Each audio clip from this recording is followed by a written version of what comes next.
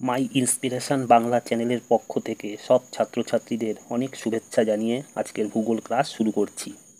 প্রিয় ছাত্রছাত্রীরা, তোমরা কেমন আছো? নিশ্চয়ই খুব ভালো আছো। ভালো তো অবশ্যই থাকতে হবে। ভালো না থাকলে কিভাবে পড়াশোনা করবে?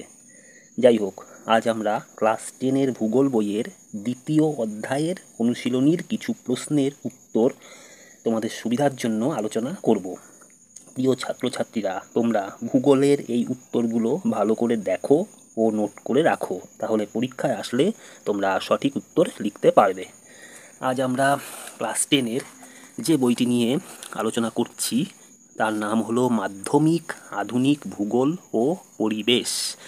মাধ্যমিক আধুনিক ভূগোল ও পরিবেশ, এবং বইটির লেখক হলো অনুজিৎ গড়াং। বইটির দ্বিতীয় অধ্যায় বায়ুমণ্ডলে আমরা চলে যাচ্ছি। বইটির দ্বিতীয় অধ্যায় বায়ুমণ্ডলের অধ্যায়ের আমরা অনুশীলনীতে চলে এসেছি। আমরা অনুশীলনীর কিছু প্রশ্ন উত্তর নিয়ে এখন আলোচনা করব। ছাত্রছাত্রীরা, আমরা তাহলে একদম রেডি। আমরা ক্লাস 10-এর ভূগোল বইয়ের বায়ুমণ্ডল অধ্যায়টির অনুশীলনীর প্রশ্নে চলে এসেছি, এবং এখন এই অনুশীলনীর কিছু প্রশ্নের উত্তর তোমাদের আমরা বলে দিচ্ছি। অনুশীলনীতে সবার প্রথমেই রয়েছে সঠিক উত্তরটি নির্বাচন করো। প্রশ্ন মান 1 শুরু করছি।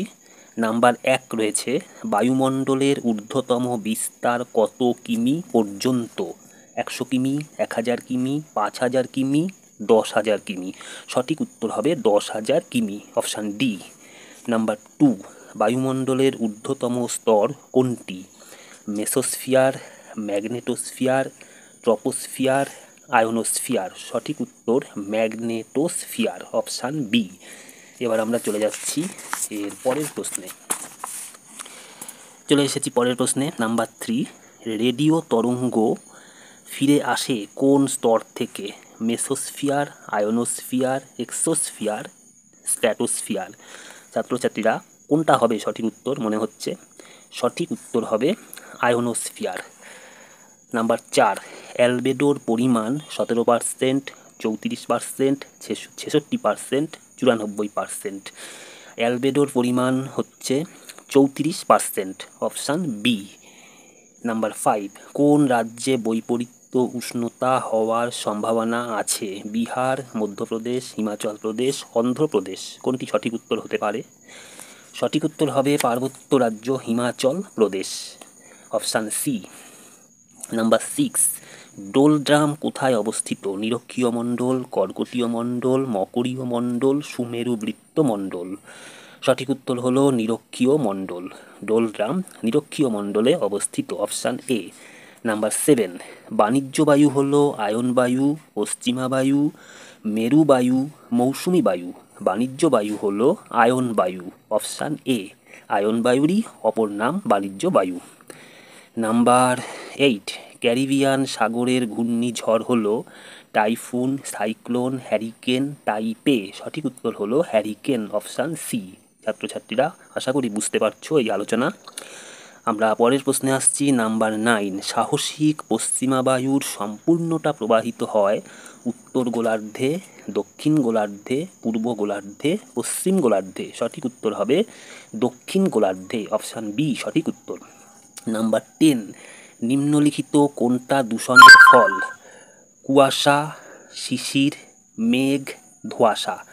দূষণের ফল হচ্ছে ধোঁয়াশা, অপশান ডি। নাম্বার 11, বায়ু উত্তর গোলার্ধে ডান এবং দক্ষিণ গোলার্ধে বাম দিকে বেঁকে যাওয়ার কারণ? ফেরেল সূত্র, বিউফোর্ট সূত্র, 14 সূত্র, 22 ব্যালট সূত্র। এটি হবে ফেরেল সূত্র, অপশান এ সঠিক উত্তর। নাম্বার 12, কোন জলবায়ুতে শীতকাল বর্ষাকাল, অর্থাৎ শীতকালে বর্ষা হয়, বৃষ্টিপাত হয়? মৌসুমি বায়ু, নিরক্ষীয়, ক্রান্তীয় মরু, ভূমধ্যসাগরীয়। সঠিক উত্তর হবে ভূমধ্যসাগরীয় জলবায়ু, অপশান ডি। চলে আসছি পরেরটা। নাম্বার 13, কোন ব্যক্তি জলবায়ুর শ্রেণীবিভাগ করে? কোপেন, ইচো, চেম্বারলিন, আলম্যান। সঠিক উত্তর কোপেন, অপশান এ। নাম্বার 14, কোন জলবায়ুতে বৃষ্টি সবচেয়ে কম? নিরক্ষীয়, মৌসুমি, ক্রান্তীয় মরু, পশ্চিম ইউরোপীয়। ছাত্রছাত্রীরা, আশা করি তোমরা এর উত্তরটি জানো, তবু বলে দিচ্ছি ক্রান্তীয় মরু জলবায়ু, অপশান সি সঠিক। এই ক্রান্তীয় মরু জলবায়ুতে বৃষ্টি সবচেয়ে কম হয়। ব্যাস, তাহলে এই প্রশ্নগুলো আলোচনা হয়ে গেল। এবার আসছি পরের গ্রুপে। এখানে রয়েছে শূন্যস্থান পূরণ করো। প্রশ্নমান 1, একটি শূন্যস্থান সঠিকভাবে পূরণ করতে পারলে 1 নাম্বার পাওয়া যাবে। নাম্বার 1, ড্যাশ গ্যাসটি বায়ুমণ্ডলে সর্বাধিক আছে। শূন্যস্থানে বসবে নাইট্রোজেন। নাইট্রোজেন গ্যাসটি বায়ুমণ্ডলে সর্বাধিক আছে। নাম্বার 2, ড্যাশ স্তরটি হলো ক্ষুব্ধ মণ্ডল। এখানে হবে ট্রপোস্ফিয়ার। ট্রপোস্ফিয়ার স্তরটি হলো ক্ষুব্ধ মণ্ডল। নাম্বার 3, প্রধান গ্রিনহাউস গ্যাসটি হলো ড্যাশ। এখানে হবে কার্বন ডাই অক্সাইড। নাম্বার 4, মানচিত্রে সমান উষ্ণতার রেখা হলো ড্যাশ, সমষ্ণ রেখা। মানচিত্রে সমান উষ্ণতার রেখা হলো সমষ্ণ রেখা।